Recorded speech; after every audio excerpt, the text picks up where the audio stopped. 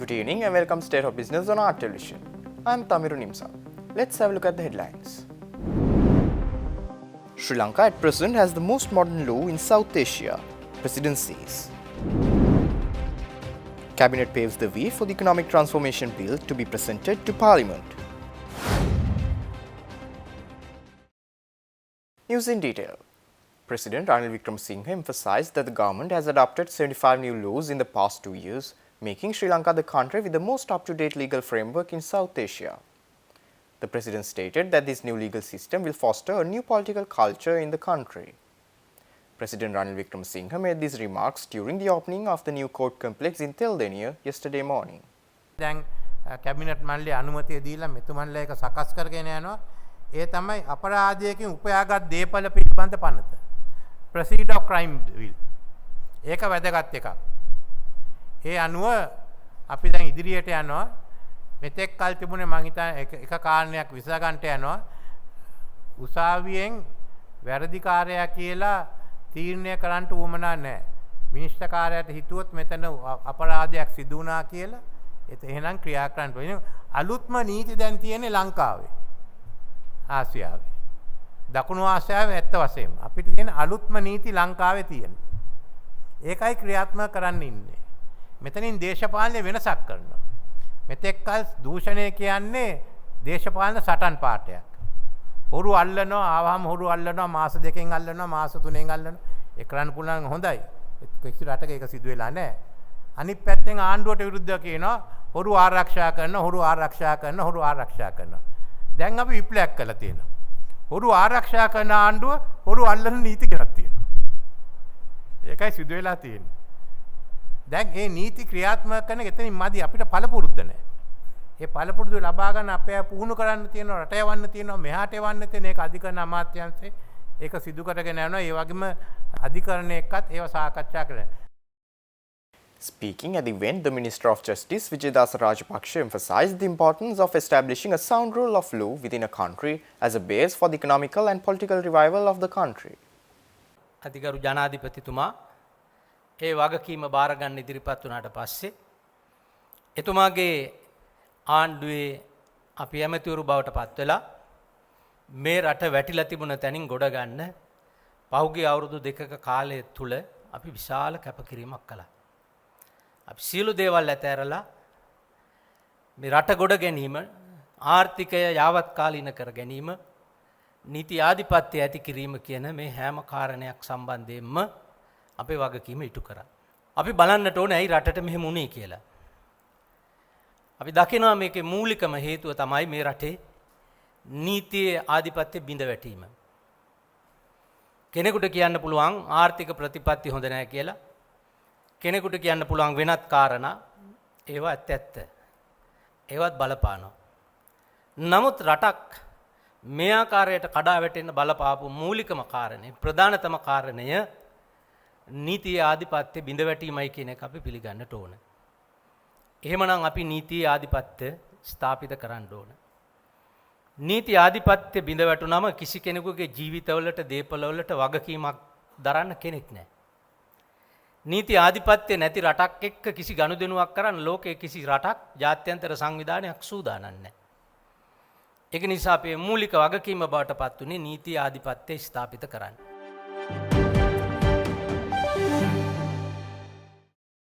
The Cabinet of Ministers has given the green light to publish the Economic Transformation Bill in the Government Gazette notification. This move will pave the way for it to be submitted to Parliament for approval.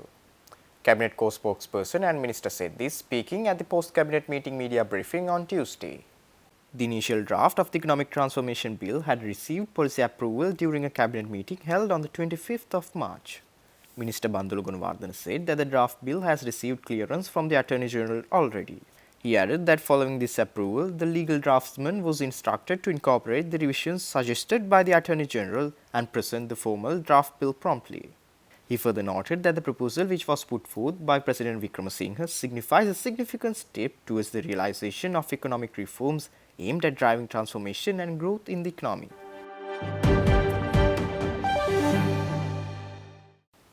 Stay tuned.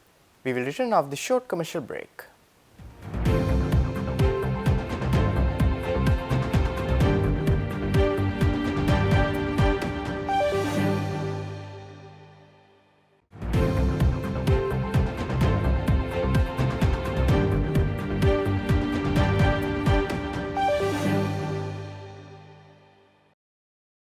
Welcome back after the break.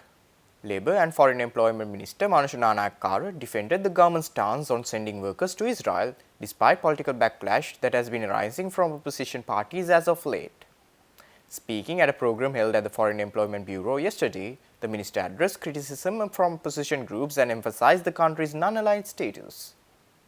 Minister Nanayakkara stated that Sri Lanka cannot influence other countries and that it is not feasible to stop the Israel conflict through parliamentary protests.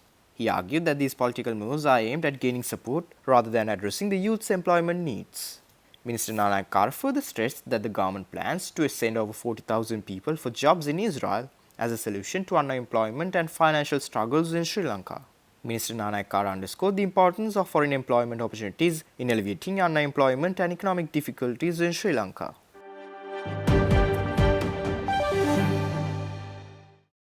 State Minister for Defence Pramita Bandara Tennekon revealed that a group of suspects has been arrested on suspicion of recruiting retired army personnel to serve as soldiers in the Russian-Ukraine war.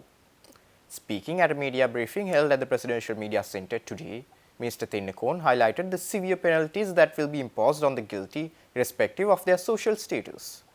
The State Minister emphasized that the government is paying special attention to retired Sri Lankan Armed Forces personnel involved in the Russian-Ukraine war. He revealed that approximately 288 complaints have been lodged about the use of social media to promote human trafficking in Russia-Ukraine war by promising high salaries and other privileges. The State Minister added that the government has decided to extend salaries and allowances to soldiers who died in the war who suffered total disability beyond the age of 55. This benefit, previously limited to armed forces, will now also include Civil Security Department officers. The respective cabinet paper will be submitted for approval soon.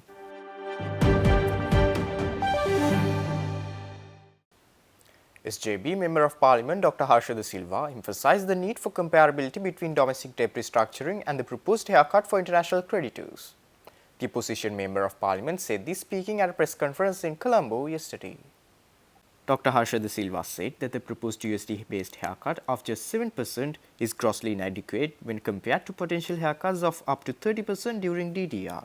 Dr. De Silva expressed dismay over the lack of public discourse on the matter and questioned who is providing direction locally in the negotiations on behalf of Sri Lanka. Dr. Harsha De Silva added that the complexity of the counter-proposal from the government with 64 options has also hindered progress. This issue requires thorough discussion and public engagement. Dr. De Silva further noted that the third tranche of the IMF disbursement hinges on external debt restructuring agreements with the Paris Club and positive movement with private bondholders.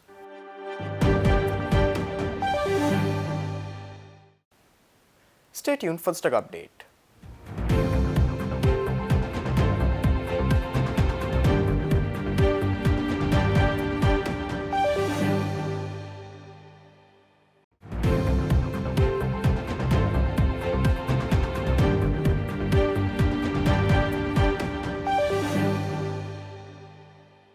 Trading at Colombo Stock Exchange ended on negative notes today. The all share price index dropped 31.84 points to close at 12,259.27 and the S&P SL20 dropped 2.86 points to close at 3,633.8. The turnover was 1.4 billion rupees and over 62 million shares were traded. Up next are forex rates.